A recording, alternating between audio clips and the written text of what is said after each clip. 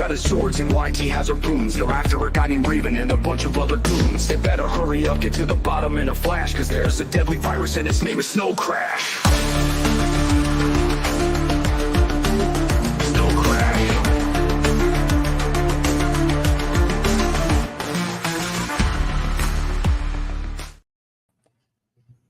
Whoa, what's up, everybody? Hello. How's it going? Welcome to Literarily Wasted. This is our September book discussion for Snow Crash that we're having in October because you asked for it. Needed more time, and you got it. And as you can see with us, we have very special guests. There's Dan. Woo! If Lucas had his I looked the wrong way. Hi, Adam. And then Jeff. Oh no, he's talking in tongues. no. Oh no. Oh gosh, somebody save Jeff. Well, welcome everybody. Long time no see. Yeah, it feels like it's been a little while. Although it's not because we had an extra. I mean, yeah, we did have an extra week. But we are here and we are ready to do Snow Crash. Should we tell people who's here? Should we shout out? Should we do the thing? Yeah, do the thing. Fine. What tune should I use? Do something that makes you happy. What Christmas songs about snow do you know? Hello, Kira and Cindy and Stacy, Rachel. Hello, Tim and Jennifer, Willa, Kathy and Brandy. Hello, Kent and Julia and Kira and Jay and Henry and Stacy and Heather and Kelly and Missy and Brandy and Nicole and Kelly and Cindy. Kira. That's it. I meant like something nerdier, but I mean, I guess that works. Well, we have a baby, and that song is played a lot. Can you do it in the X-Men cartoon theme song? Kira, Cindy, Stacy, Rachel, Tim and Jennifer, Willa, Kathy, Brandy, Rick, Kent, and Julie, Kira, Jay, Henry, Stacy, Heather, Kelly, Missy, Brandy, Nicole, Kelly, Cindy, Kira, Jennifer, Williams, Colton, Cindy.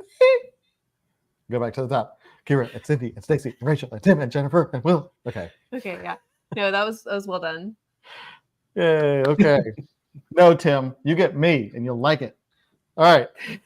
So let's talk about Snow Crash.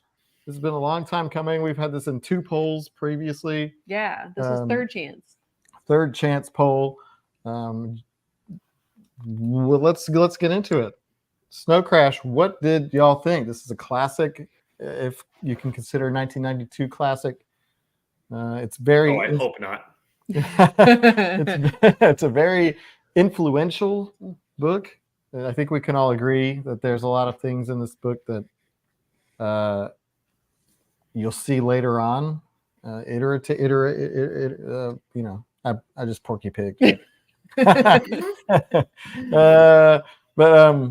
yeah, what do you think, Christy? Because Jeff and Dan have read this like 300 times each, right? Together, combined. Jeff's read it 299 times. No, it's like 4 maybe. Yeah, but 2 of those times was this month. 2 of those times was this month. That's correct. Yeah. So those of you who barely made it to the end, Jeff read it twice. Well, to be fair, I listened to it once and read it once. There you go. Still counts. So Christy, let's start. What did you think of the Snow Crash? I liked it. It was written so differently than like books that I'm used to. So it was really chaotic. There were moments where there was one point where I paused the audiobook that I was listening to, waited till I got home because I was in the car, and then like immediately flipped through the book to make sure that I didn't like skip some chapters in the audiobook because like it just like jumped a lot and I wasn't really expecting that. But I liked it. I loved the beginning. I mean, we'll of course talk about that more, but I thought that was a really great intro into the story. Yeah, it was good. I enjoyed it. It's not what I was expecting because this book has been on my radar for probably a decade. Like I got it for him a long time ago, like 7 or 8 years ago. So I'm glad we finally read it. Yeah, That's why you kept putting on polls. Read the book I got you, Adam.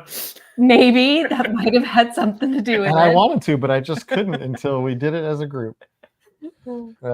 Adam, you flashed a comment up there. Some people said it should be an anime. Oh yeah, yeah. In some of the books, I don't know if it all has it.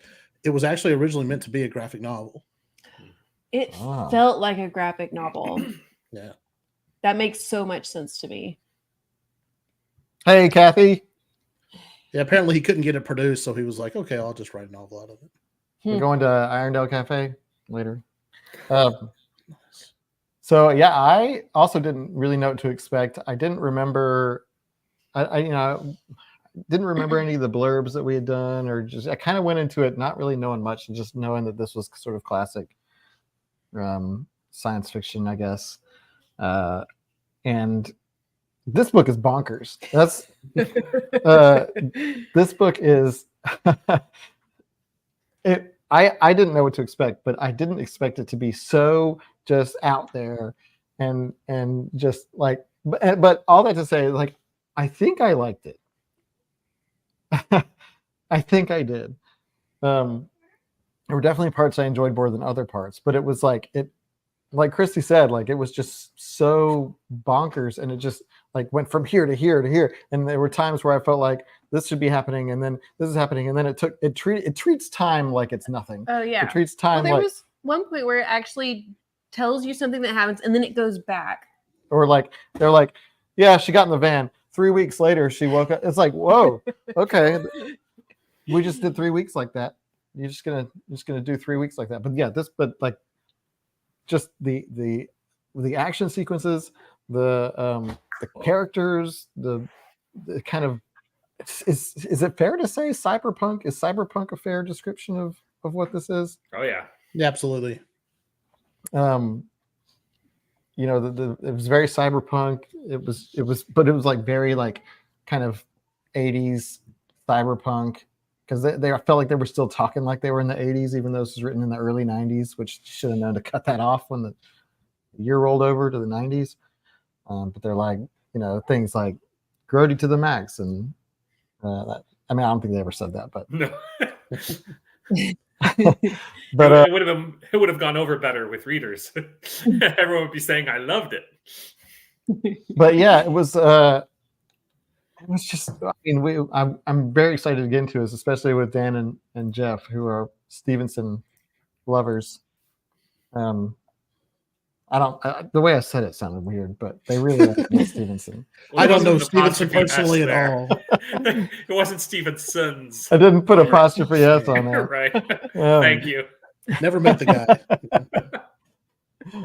But what I really would like to hear is, now that if we're talking about like, you know, what do y'all think about this book? Like, I want to hear from Jeff and Dan, who have had lots of time to sort of let this sink in. And so Jeff, tell us why you love this book so much. Yeah, and I'm sorry I'm having some voice problems tonight, but what I really like about this book is the world building that Stevenson does.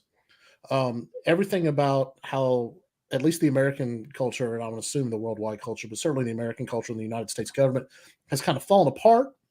And now we have this whole new system of different franchised organizations that have their own rules, laws, and everything that exists within the franchise. And then those franchises are just like dropped all over the place. And that I really like. You know, the mafia being in a pizza delivery is fun, but Yeah. they have their franchises as well. Nova Sicilia franchises. You've got the drug lords, the narco Colombians, who have their own franchises and rules, and they all exist in this universe. That's the part that I really like. Now, I also like a lot of the religious discussion, but that's not what brings me to the book. What brings me to the book is this world that he creates, and that's even before the metaverse. Just the idea of what has happened to what could happen to the United States if the government falters and we allow corporate interest to kind of take over. Yeah, it's definitely not. It's dystopian, definitely. At least I think it is. Yeah. I don't know if I'd want to live in this world. Yeah. I mean, it does have a really strong conceptual hook for sure. Dan, what are your thoughts about this book? Because you've read a breadth of Stevenson. I've read most of his stuff. There's a couple I haven't, but and I really really like Snow Crash, and yet it's near the bottom if I rank them, like all his books, and that's not because I don't like it. It's because I love the others so much. And really, there's if I rank all his books, here's Snow Crash, and way down there is his most recent book, Termination Shock, which I didn't like. It was just very very disappointing. So I really like Snow Crash. I don't love Snow Crash, but I love Stevenson. But I'm with what part of what Jeff said and what Christy said. I love the opening. Yes. My vision. I love the librarian scenes and all of that, the religion talk. I love it, but I kind of each time forget that it's there until I get to it. And I keep in my mind, I think Snow Crash, and I'm picturing that opening scene and those opening chapters, and that's what I love. And if you've ever seen a movie adaptation where it's clear the filmmakers read like the premise of the book or the first couple chapters and then they took it in their own direction, that would be me if I adapted Snow Crash into a movie or a show, because I would take those opening chapters and then I would kind of roll in my own direction because I wanted more of that. It tends to lose me with all the mafia stuff and all of that. I like it, but if it was all that world building and that initial exposure you get, if it was more of that, then I would love it. But I also think part of my feelings about Snow Crash come with the order I read Stevenson. I think I read like 2 or 3 others that I loved, and then I read that one. And so I think that impacted me as well. Yeah. Well, I agree that the opening was a great hook, and it got me too. And I was like, "Oh, I like this. This is good."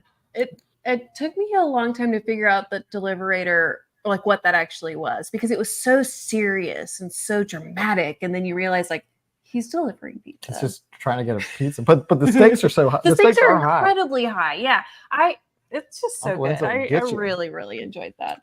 I think if you look at what he does in that first, I don't know, 100 pages, whatever it is right up until the first time you meet Raven and you have Lagos's murder. He lays the entire world out right there in whatever that page count is, and I think that's pretty impressive. You know, It is. you know what you're in for, at least as far as the world goes, right there before really even the story starts.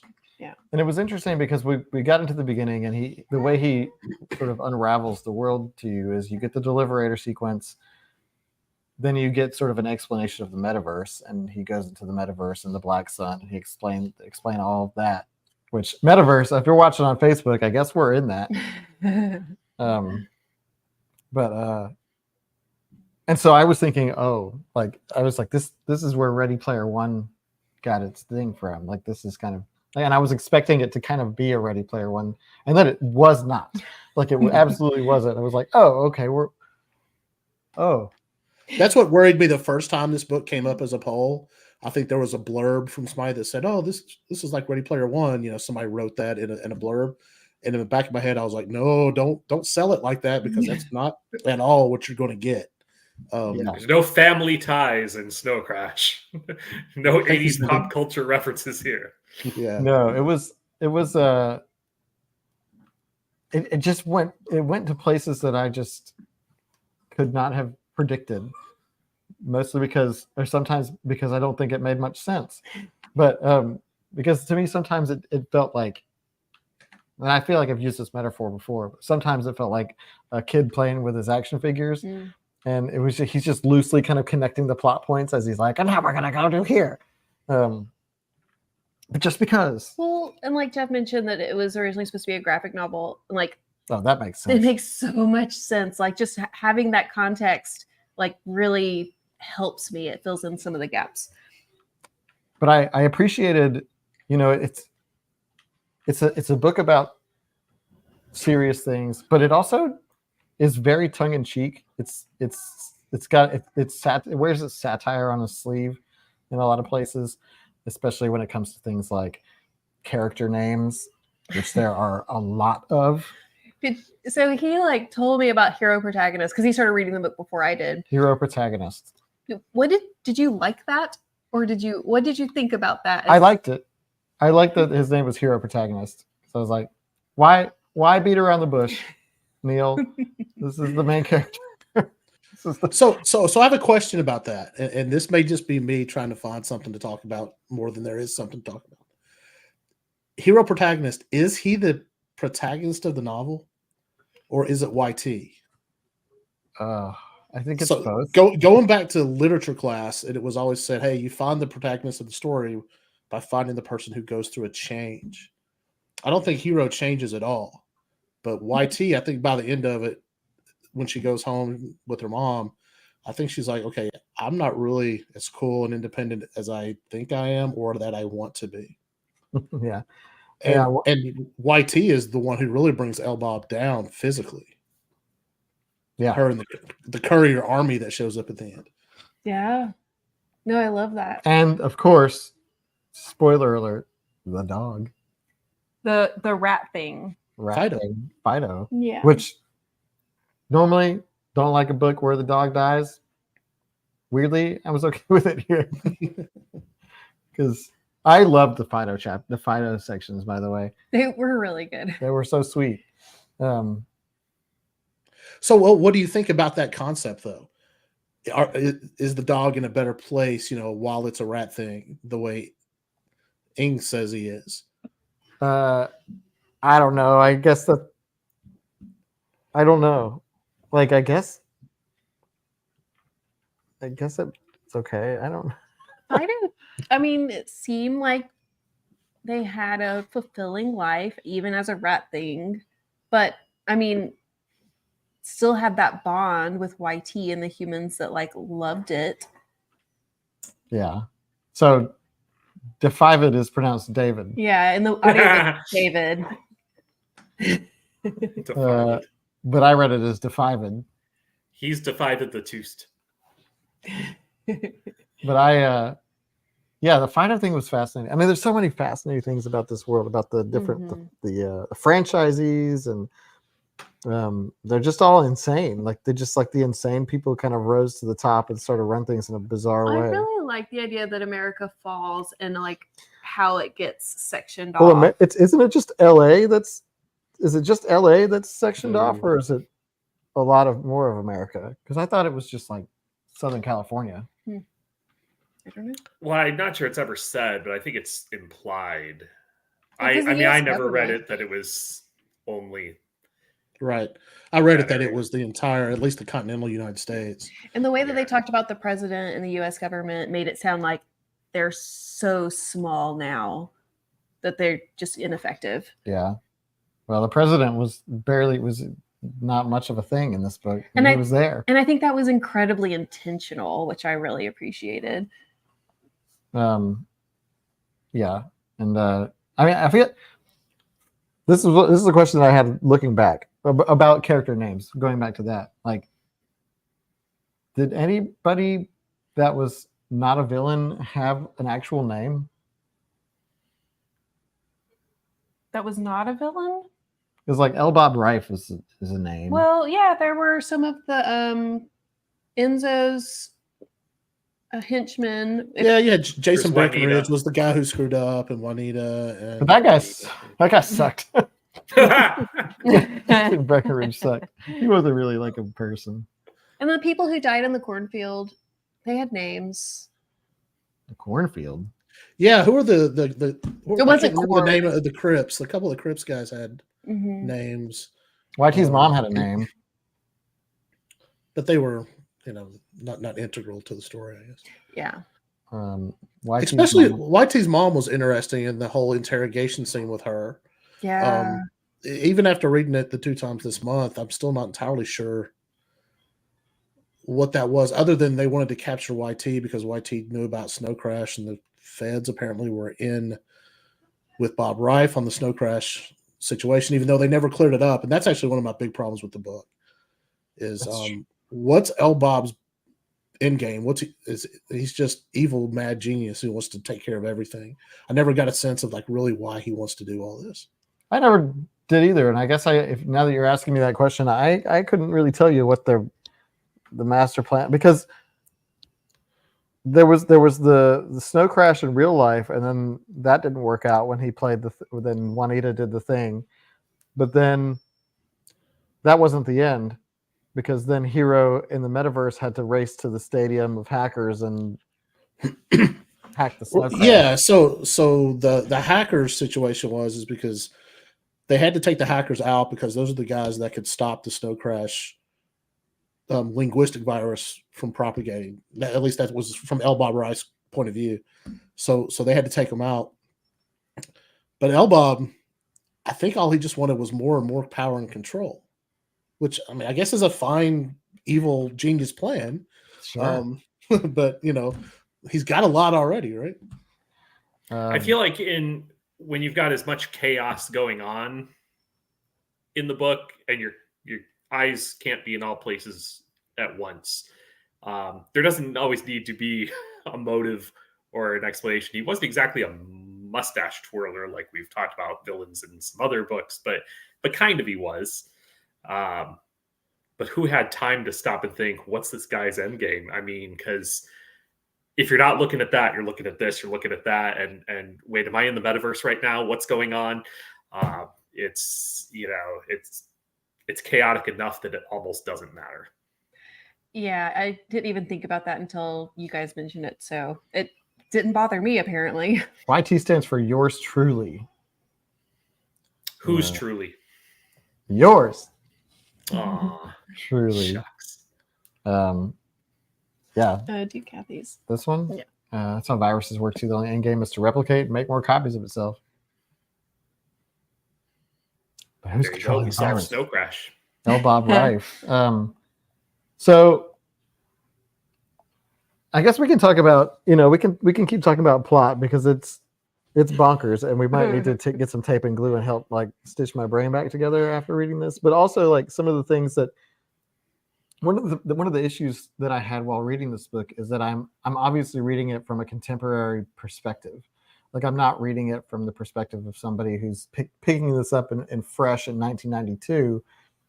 And, I feel like there were a lot of things about this book that, looking back on it now or having like my sort of modern lens, were a little like cringy, or like some stuff kind of felt like this has been done. Like Hero, for example. Hero protagonist being sort of like the sort of badass, sunglasses wearing, sword carrying, like to me, like now I feel like now that's less badass and just kind of cringy. And maybe it's just me, but it was so earnest too. It was like so earnest in its badassness that I was just like, really, with the swords? You're the best. Okay. So you kind of have to say the same thing about Neo in the Matrix, because he's a direct but fortunately for me, descendant of Hero. Yeah. Fortunately, I watched The Matrix when it came out and was like, that's awesome. I think if I watched it now. It raises a question, when if something is so influential that its own things become cliche, does its quality start to deteriorate, or is it timeless? Because that's why I say you can't read this book and think this is a new book. You have to go in knowing the context. Same with Dune. There's so much influence there, but there's storytelling stuff that just hasn't aged as well, and you can't read it like a 21st century book. And I can see a lot of people reading Snow Crash being like this. Well, I actually was I was trying to find video clips of Neal Stephenson talking about Snow Crash, and I couldn't find anything. But in doing so, I found like some booktubers review saying, feels like it's all cliche, and it feels like it's a parody of itself. And it's like, did you look at the copyright date? Yeah. Well, I mean, and it's a really good point. And like to Kathy's point here, like my interpretation was that it was that part was earnest. Like I didn't really get like a satirical bend on Hero's like badassness character, because I don't really felt like there was anything that came out of that. It just was. And like, I think he has said publicly that he intentionally was satirical. Interesting. With the novel. I guess I just missed it. And if you Well, go think back and read about something him like being a master swordsman because he wrote the software. Yeah, You but he's know? also a master swordsman in real life. Isn't he? He has skills. I feel like he uses his skills My in the brain's real. foggy on that. I wouldn't. he does, yeah, because there's a training scene of him outside of the Oh, okay. the mini And stories. He's there's training words like with the heavy rebar stick. Yeah. there's sentences like he got into this expose, but he didn't have time to get into the expose, but that's fine because he was already in it. Like, which I thought was funny. And he slapped a bamboo spear coming at him with the sword. So Yeah, Mhm. yeah, that he's speaks pretty- to some kind of training. Yeah. It's pretty badass. But to Dan's point about the double-edged sword of being so ubiquitous in popular culture that it actually becomes a downside. I think you can see that there's a lot of examples of that sort of like becoming so popular that like over time then it becomes cringy. Like if you look at Austin Powers, for example, like if I came out with like, yeah, baby, and I said that earnestly, y'all would be like, oh God. Or if Would you have like, ever said that? Would you have said that earnestly in No, 1999? maybe. I mean, but like, or like The Mask, if I was like, somebody stop me, or even like Napoleon Dynamite, with people just being like, oh gosh, doing like the Napoleon impression, like I think it became such a thing, and everybody was doing it. It was so ubiquitous that like after a while it became like cringy. So like, I don't know if you've ever seen the movie Hackers. The characters from Hackers are kind of what he's making fun of, even though they didn't come out before Snow Crash. But that's kind of what's going on there, and those characters are a parody of themselves. interesting. I didn't see Hackers. If you haven't seen it, yeah, it's worth watching. I've never seen it. You'll get a lot of Snow Crash vibes from it for sure. See, Chris is cringing hard this time. But yeah, I think.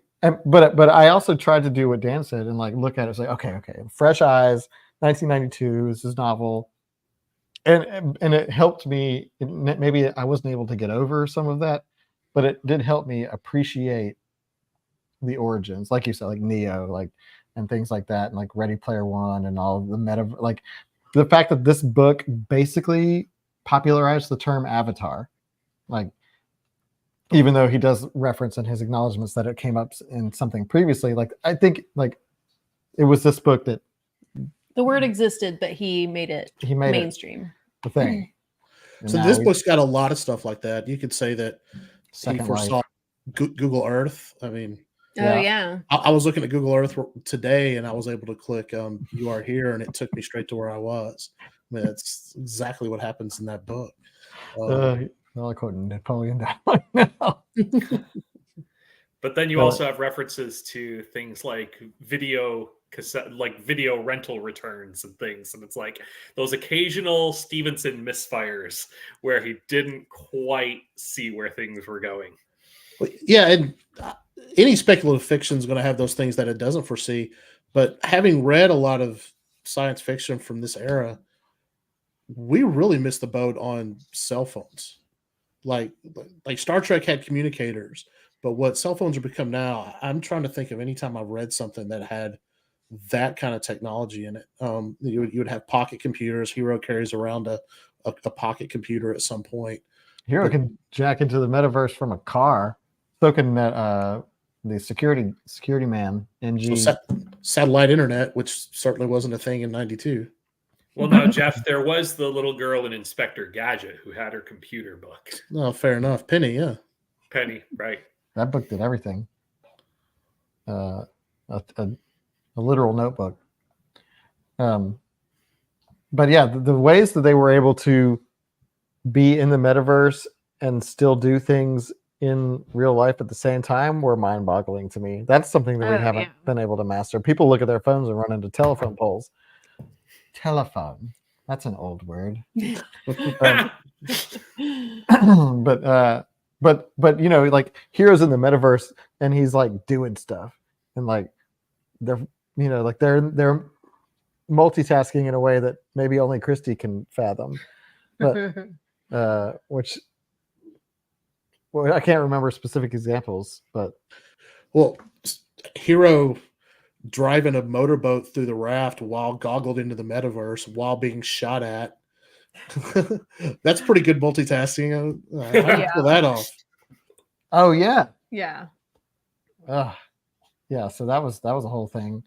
There's a big comment. Appreciate how whenever heroes in the metaverse, the author repeatedly emphasized that he was not actually here physically, but somewhere in the real world. The shared virtual was brand new. But yeah, it was totally new. This was like a novel concept. At least I think it was for 92. What were we doing in 92? We were playing Doom. Is Doom even out? Wolfenstein? Wolfenstein may have been out. I don't know if Doom had hit yet. I don't think so. I was Have to around. check the Wikipedia. But Yeah, like even his conversations with the librarian, you know, he's riding top speed and having this chill conversation about, you know, ancient Samaria, and like you forget, you're picturing him just standing there talking to the librarian and forgetting what's going on around him. The librarian chapters to me were major speed bumps.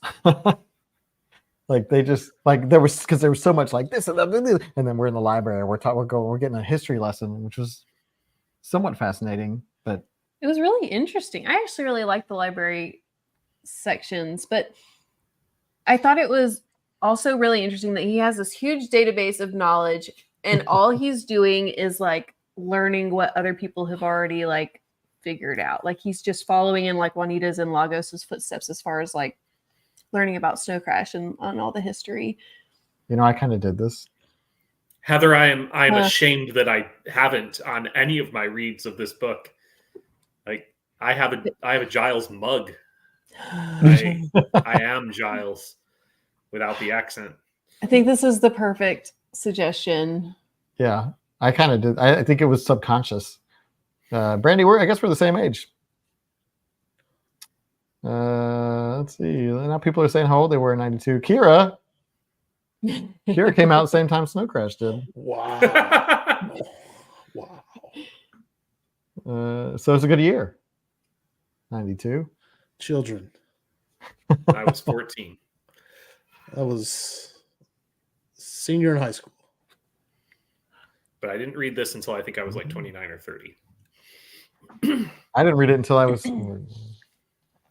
Now it's funny you say that you know you stalled out at the librarian scenes, because really if you took those out of Snow Crash, it would be very unlike what Stephenson has continued to be over the years. Like those librarian scenes are really what feel like ties the book to everything he's done since then. Not to say it's a series or a shared universe, but just it's very him to have those deep philosophical, historical discussions. No, Stevenson's not above an info dump or several. Oh, I'm aware of that, because not only did we get the librarian chapters, but when he finally rendezvoused with Uncle Enzo and Mr. Lee, he himself became the info dump. He was like, "Allow me to catch you up," and I was like, "We needed a good recap at that." I was like, "Thank you so much." Info dumps get a bad rap. I don't know where someone along the line said it was a bad thing, and I have no problem with them. They're needed. I thought it was really interesting when Hero and Raven got together finally, and they were like each telling the story together of their dads. They were just trading lines. But the way the story was told was so interesting to me. Yeah. I don't know. It's a nice bit of writing, the way he put that together. And the audiobook does it really well, because the narrator speaks with different voices for each character. Yeah. Oh yeah, let's talk about Raven. I think it's time. We knew this was coming. Yeah. Someone said in, I think it's Discord, that they pictured Jason Momoa, and while I don't agree, that for some reason my mind really wants that to be right. But like they mentioned that he was like had no neck, and yeah, he's kind of like a Wilson Fisk to me, like a little bit, like except maybe younger. I don't See, think I always saw him as like a Danny Trejo type of person. Yeah. that more fits. what I'm. Yeah. Yeah. Raven, Raven. who's like carting around a bomb. Yep. Where if he dies, it explodes. I thought that was really fascinating when the CIA agents, I think it was CIA, that were like, we're not here for anybody else. We're making sure that nothing happens to him so that we don't all get blown up. Well, Raven as a bad guy is way better than Elbob Rife, right? Oh, yeah. Hey, it's He good. carries- Hi, Kevin. A He little carries crazy. glass knives that can slice right through bulletproof armor. He And is like It's pretty awesome. metal chain and stuff. Like those glass weapons were amazing. I enjoyed him as an antagonist because of how sort of unstoppable he seemed to be. You know, it was nice to finally see Hero and Raven clash. I think that, to me, like, you could sort of track my enjoyment of this book based on where I was in it. So like the beginning was amazing, and then we had the middle, and I was like, I'm so confused. And then once we started to get back to the climax, I was back in, just like I was in the beginning. I felt like the end was just as exciting and like it hooked me back in. And I ended up finishing the book on a high note, even though there was so much in the middle where I was like, I'm confused. What is this? Who are they? Why are they here? Is he here or is he there? I don't know. What's So you need YT an doing? abridged version of Snow Crash. I You need need like the 250-page I version. need the clip Just notes. take out all the info dumps except the very last one, Yeah, that would probably work. and There then you go. you could condense that down by a few hundred pages. I wonder what people think about Raven's motivation for what he's doing. He's not there to help Elbob. Elbob's just a means to an end for him. I just got the impression he was taking revenge on basically any American Yes. just because his people got bombed twice. But he was like working with them. But yeah, he was. I don't know that there's not some devotion to Elbob there. Like, I don't know that I can explain it, but I feel like there's a loyalty there.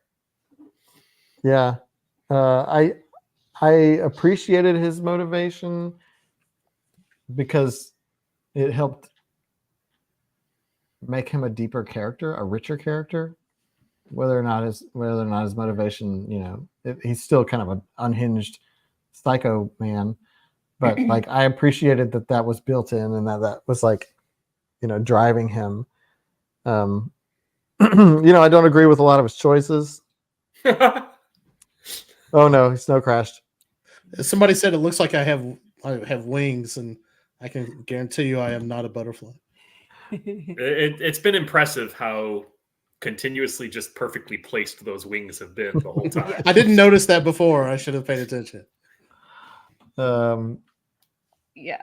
Yeah, but you know, I don't agree with all his choices, particularly dating a 15-year-old. Dating. That's like the weirdest Dating. situation. It was just the way that they talked about it. Like we went on a date, and I guess he's my boyfriend now. It was so interesting. I mean, YT went along with it. I thought YT being 15 was really interesting to me because, like, I liked that she was 15, especially at first, and the fact that like Hero, there was like no sexual attraction at all. Like Hero only has eyes for Juanita, and I really appreciated that and thought that was great and kind of shows like that he is the good guy. And then Raven comes around and does the things that nobody I think agrees with.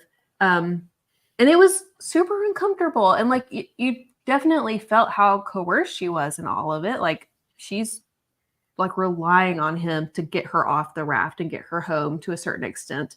To do what? Get her off the raft and get her home. But then they end up kind of, I mean, they do have sex, but it's like the dentata does its job that she forgot about, which I thought was very interesting. We knew we were going to get another Adam gesture tonight. He's been waiting for I've it. been waiting all month for that. Yeah. Except it wasn't this. It was just a syringe. It's just or once. something. Yeah. Oh, it is now. But why I think I enjoyed YT's character a whole lot more than Hero's character. Agreed. Oh yeah. YT was a lot of fun, and I loved her attitude, and I loved the way she handled situations. And YT went on an adventure. Oh yeah. like YT did she did some traveling. She met some famous people. She like, she saw the world, but she just kept approaching it with this like sort of like whatever man attitude. Yeah, Kira said YT was spunky. And yeah, she was. I think one of my favorite things about this book is that she saved herself. She was in a terrible situation and she saved herself even when like there were other people that were probably going to try to save her. Yeah, she called a code on the copter. Yeah, it was awesome. Yeah, I mentioned that in the Discord, that Stevenson never writes her as a victim. I mean, yeah, she needs Hero to come get her out of the clink that one time, because Yeah. But he doesn't even do that. if Hero didn't show up, she distract. would have been fine. She Yeah. would have found another way out, Yeah. And that's something I don't think you get a lot. You certainly didn't get a lot of that in that era, if I remember correctly. Of course, I didn't read every book that was published. But she's a different character in sci-fi than what you would have gotten. Yeah. Yeah. Do we believe that she reads like a 15-year-old though? In places, I'm curious if anyone was ever taken out of immersion. Like anyone who was around when we did Six of Crows may remember that I and others struggled with the whole let's write these adult characters and say that they're 17 years old. Yeah. I personally have never been out of immersion with YT and her age. But I also don't feel like it was hit over our head over and over again. Like in Six of Crows, I felt like every time I forgot, the narrator was there to go, he's only 17 years old. And I don't feel like we got that with YT, but I'm curious if with the whole Raven thing and everything, did anyone ever feel like, she's not really 15 anyway? I felt like she was, for most of the time, I feel like she had an attitude of a teenager. Yeah, I agree. And she was so go with the flow with everything. And like, I think she was like fearless in a way that only a 15-year-old can be, especially in like the situations that she was put in. I never thought that she wasn't 15, and I was super aware of her age when we had the whole Raven thing. Oh yeah, that's when I was like, oh Yeah. stop this! I don't want this. I think she was certainly a product of the age when this book was written. From my memories of being a teenager at that time, that kind of cool kid, male or female, didn't matter. Just that cool kid that could be on their own and do their own thing, and I don't need you, man. That was a thing. That was the grunge movement. That's what I remember from my childhood. That those were the kind of aspirational kids that I saw at the high school. I will say, Dan, when you said, did she read like a 15-year-old? My first thought was, well, I hadn't really thought about how much she reads. I thought that too. As I was saying it, I was like, I don't know if this is making sense. But She's I at don't- a I- 15-year-old I- level. I don't it think still she reads wasn't a as lot bad of as books, saying that but- you and me are Neal Stephenson lovers. So Yeah. I didn't mind sounding awkward. Was that like a 9th grade reading level or something? But YT was probably my favorite character. I know for all of Hero's sort of badassness, I found him to be rather square, which I think was a good contrast to YT. Yeah. Well, and Jeff, you mentioned YT possibly being the main character above Hero, and like the more we talk about it, the more that makes sense. Yeah, it just starts with Hero, Yeah. which is like, Well, and he's so comfortable with everything. He has such a role that like he's kind of in charge and he's leading everything. it starts with Hero and ends with YT. And I wouldn't put it past Stevenson to say hero protagonist, but here's here's the person who really is important here. Yeah. Like the Hero's ending, we left Hero after the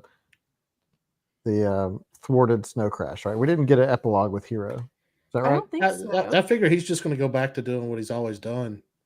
And him and Juanita are gonna dating Juanita. Yeah. Yeah, Now, Yeah, now that was Juanita's- my read of it anyway. Now that Juanita's got superpowers, right? She got some kind of superpowers. She has the ability to I guess, hack the brain. That's cool. Right, dog? I'll just mute for a moment. The family's home. Hello, Dan fam. Hi, Dan fam. Let's see. Let's see. Can someone please explain why the mafia, Greater Hong Kong, has so much beef with Rife and the pearly gates? Somebody explain that. I don't think that's very clear. I'll be quite honest with you. Why does Enzo care what El Bob's doing, other than that's another guy that's getting power and I have power, so I don't want, it's very subtle. Stevenson's very subtle about it. Enzo does have a few bits in there where he talks about he's kind of disappointed with the mafia because all the mafia guys that are just kind of goons. Mm-hmm. And so maybe he doesn't appreciate that. I think Mr. Lee probably doesn't want that kind of control over other people, but I really don't think it's very clear. I think it's pretty subtle in there. Yeah. Well, he also might have been worried about Snow Crash affecting his people in his territory. Yeah. But I don't know how much he knew about that at that point. Yeah, I don't know how much. I don't know who knew what most of the time. I don't even think it's very clear what the mafia's real goals are in general. Yeah. I mean, yeah, it's funny that they run a pizza delivery business, but clearly that's not all they do. So is the pizza delivery? They make dog just, tags. I mean, that's satirical, of course, because pizza delivery in the 90s was also a big deal. Cowabunga, dude. It Was that not huge cringy deal. when I That's the just said joke. that? Yeah. But the mafia is seriously up to some other stuff, not just pizza delivery. So I want to talk about the ending too, because I loved it, but I also had some issues with it. Mainly that, because we had a long sequence of Hero on the raft, or not on the raft. Hi Dan fam. Hi Dan fam. Hi Dan fam. Hi Dan fam. They can't hear you, but thanks. We had a long sequence with Hero on the life raft. On the life raft. Oh, and then we had the weird. And then we got to meet Reason. We got to meet Reason. That Reason we have to talk about Reason. We have Reason to is talk amazing. about Reason. You got to answer Yeah. to Reason. They'll listen to Reason. They'll listen to Reason. Reason was awesome, but then Reason was terrifying. Reason was awesome. You got to read the instructions. You got to read it. Hi Dan fam. But then he goes and stays with who's he stay with? Who? Hero? Yeah. He gets off the raft. With the kids. The kids' his family. Name? Tranny? Yeah, Tranny. Tranny was his short name. It was the name was very interesting. And then he's they get attacked and he has to run away. But then he has the time to kind of sneak up on the actual raft, the USS Enterprise has. He blows a hole in the side with Reason. And then the next time we see him, all the cool Neo stuff happened off screen. He supposedly makes his way through this heavily guarded, populated battleship up to the hangar where the helicopter's taken off, and we just see him there, and he's covered with blood. I was like, "Why? What? No, don't do that to me! Let me see some of that stuff." I just felt like there was a lot of stuff like that where it was just and then he's there. He did some stuff, and then he's there. There was some other stuff that I was going to talk about, but I forgot it. With regards to the ending, just sort of happening. I guess the Juanita Ex Machina, which it felt like to me that she was okay. There's Juanita, and now she knows how to do all this stuff, and she's got the thing in her, and she can control it because she was an atheist once. Am I just making stuff up? I didn't read it that way. I do think that she and Lagos realized what was going on, and she became I don't know if I'd call it a follower, but some kind of connection to Inanna in the mythology. I think was she Catholic at one point? She was religious. Was currently Catholic, I think. Maybe it's currently Catholic, yeah. But she was able to resist because she was an atheist once? I think it's just because she's explored her spirituality. That's more my and they also said the same thing about the hackers, that they could resist it because they were programming and binary wired them differently, which is sketchy. Some people in the Discord said the biology in this book's pretty sketchy. Yeah. I mean, you know, he stuck to his guns for sure, at least as far as I know. Like, he didn't really like bend the rules much. The rules were out there already, but Reason was awesome. I would love to see that on screen. I feel like you would see that in a video game somewhere. It's basically a nuclear powered railgun. Yeah. Yeah, I thought the way they introduced Reason was really good. Like, They'll listen to Reason. and yeah, that was really fun. And then the way they described it, like I just envisioned like this wave of like blood, which it can't possibly be that, but like that's how it sounded to me. Oh, here's another thing that I thought it amused me, but also I was like, are you serious? So Raven had a confrontation with Hero in the metaverse, but in the real world, the big final battle that Raven had was with Uncle Enzo. What? Well, you've got to see Enzo do something. He's got to be more than just the mafia don, right? I love that he was a badass, though. I love that he can like fight Raven. Like, oh my gosh, like, are we really getting this Raven Uncle Enzo boss fight right now? Nothing cliche about that. I mean, No. you can't say that's been done a million times. No, I mean, I was really expecting like Hero to show up like Neo and be like whoosh, with his swords and then have this like, you know, bullet time battle, but no, it was Uncle Enzo. I loved that. I thought that was great. And then as Misty said, he gets to use a skateboard to beat Raven, right? That I like that part. I was like, okay, nice. Yeah, wasn't like some sort of sound device that he That was just good. Yeah, they set it up earlier in the book when YT uses it to escape the federal building. That's right, because it breaks the glass. Yeah, he broke Raven's head, but Raven didn't die. Raven's still alive. No. He got in the Pete's car and drove away. Yeah, it was just L. Bob Reif that got blown up in the plane by the dog. By the rat thing. The rat thing. Which is a dog. I liked that YT saved the dog, like as a rat thing, like dragged it into the doghouse, and just the way that they described the rat thing and how like it, because it stopped moving, it basically was overheating so much and it was about to get destroyed. That's so creative. The whole thing, it was just great. It's great. It's great. 5 stars. Yeah. Do you have any? Because you have a lot of notes from people in Discord, and a lot of those people are y'all. Yeah, most of them are Dan from and Jeff. Dan and Jeff. But Kathy said the idea of common language is a mode for virus spread.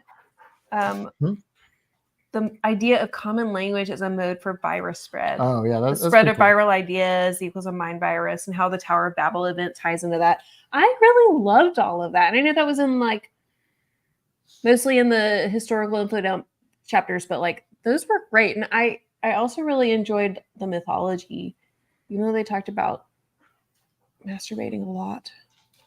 You didn't like that? No, I thought it was funny. Oh. Wait, hold on. Adam's like, do I even know you? I should have done it, but I meant to go on the ebook and see how many times they use the word like masturbate in that one chapter, because I'm pretty sure it was like over a dozen. Hi, Wordy. She wrote, if you're just joining us, she doesn't say the word masturbate that often. It's just like that one chapter. So But hi. I listened on double speed to this over the last month just to kind of refresh my memory, knowing not a lot would sink in. But I was on a walk around the neighborhood listening during that part, and yeah, I had the same like, I should be counting these. Yeah. Really, really frequent. Does anybody have an answer for Brandy? Well, I think YT already had the board, but nevertheless, she's a courier. She's making money. The Gargoyle outfit for Hero, I assume that off screen or off page, Hero's making money with his CIC work and all of the intel he's been gathering from kind of the start of the Vitaly Chernobyl concert on. Even though he says he doesn't make any at all from discovering Vitaly, but there's a lot of off-screen stuff I think that happens there that Stephen just kind of wants you to fill in for yourself. Natalia Chernobyl. Now that guy did not at first I was just Hero's roommate. Did not expect him to be like a world famous Oh yeah. rock star. Oh, like that's also broke, Yeah. which was really interesting. Yeah, and Missy's right. They do get $25 million from the mafia and Mr. Lee, but that happens pretty late in the book. Okay. So I don't know if that was before or after he got the gargoyle outfit. I think it was after. Interesting. Well, 25 million Kong bucks because dollars are worthless. That's in right. this world. yeah, the prices were the Kong, like, or when they would talk about dollars or whatever it was, they would say like it was like you need like 25 billion. Well, yeah, when YT was bribing the cops to take her to the good jail, it was like 25 million or something. She's like, Well, I only have and 700,000. She tried to buy the snow crash at one point too, and they were like, Mm. "You bring bucks? We don't even play with that." Yeah. And I also want to point out there, you've got a drone there, which is like almost exactly like the drones that we're seeing today, I mean, except they don't really chop people's heads off like that. But Yeah, or deliver Amazon packages. But that was that scene was fun too, and That that's was a fun scene. and that's a moment where you do see that YT is maybe not prepared for this at her age. Yeah, that was I did appreciate that because like YT's sort of flippant dismissal and just kind of go with the flow ended up there were times where I was like, this isn't realistic.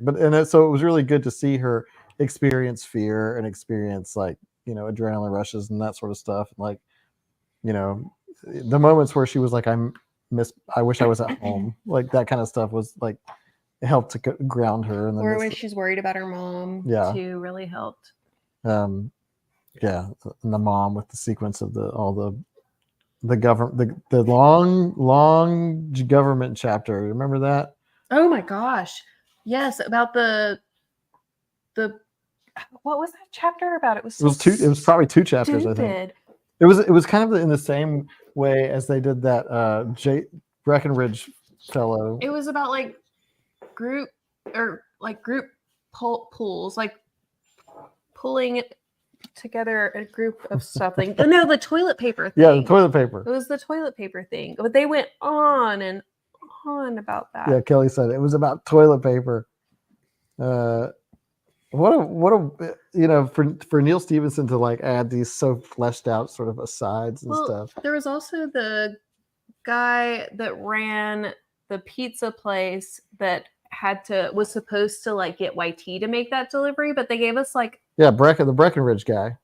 They gave us Breckenridge. all of his background for like no reason at all. But we got a mini short story about him. Yeah, which I think that's so interesting in a book like this to like take a little pause out of this action-packed, crazy world and like give us like David Breckenridge or whatever Breckenridge's background, or give us the toilet paper memos and the dog's background. Like it's just it was nice little breaks that kind of like make you feel more about the world.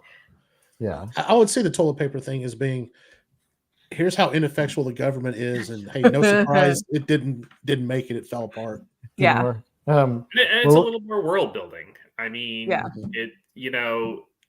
I think sometimes authors are so focused on plot and what happens and action, and not to say I'm a firm believer that everything in a book should have a purpose. But it doesn't always have to be immediately apparent what that purpose is. And it's okay if it's just because it immerses us a little more and gives us a little flavor of what this place is that we're reading about. Yeah, which I appreciated. And look at that. We have made it to 8:30, which is, I mean, I guess we could keep talking about this book. Well, I do have a question for you guys, Dan, especially. Like, which Neal Stephenson book would you recommend next? I would say that depends on how you felt about this book. Well, give us both. Like if you loved it versus if you did right. not like it. So, and not even just that, but like, what did you like about it? Because so the obvious pairing to this one is the Diamond Age. Those two were written around the same era. I think that one was like 96. So they were a few years apart from each other. It still falls into cyberpunk. It's still this kind of dystopian future, but definitely very different. I like it more than Snow Crash, but it's about the same length. It's the same kind of tone. But I will say, I reread it for the first time at the beginning of this year, and there's some rough stuff. Like if you have challenge reading about rough situations, especially for children, there's some tough stuff in there. You get through it, but and it doesn't saturate the book, but there's some rough stuff that didn't affect me as much 17 years ago. After those two, they get really long. Like they get long, and I mean, he has some that are very just action, like Reamdy is just kind of like an action thriller. Seven Eves is very, very sci-fi, very speculative future sci-fi. And then there's the thinky stuff. Anathem is kind of a science fantasy. It feels like a fantasy world, but there's a lot of science and technology in it. And my favorite is the Baroque Cycle, which is a dense trilogy that's pure historical fiction, 17th century England. Wow. But very, like, half of it goes over my head because I don't understand the science and the philosophy or the political intrigue, but then it makes me laugh out loud at the same time and just engages me. So yeah, if you liked Snow Crash and you want more kind of like it, Diamond Age is the closest thing. If you loved the librarian scenes, I would say maybe try Anathem or even the Baroque Cycle. Cryptonomicon is another one that. So that's the one I want to give a shout out for is Cryptonomicon. Yeah. That is not sci-fi at all. It's a historical, sort of a historical drama and almost a mystery in some ways. Where you get part of the book takes place, post World War II, right down post Vietnam. No, it's World War II. It's World War II. It is, yeah. And then wait, or is it World War One?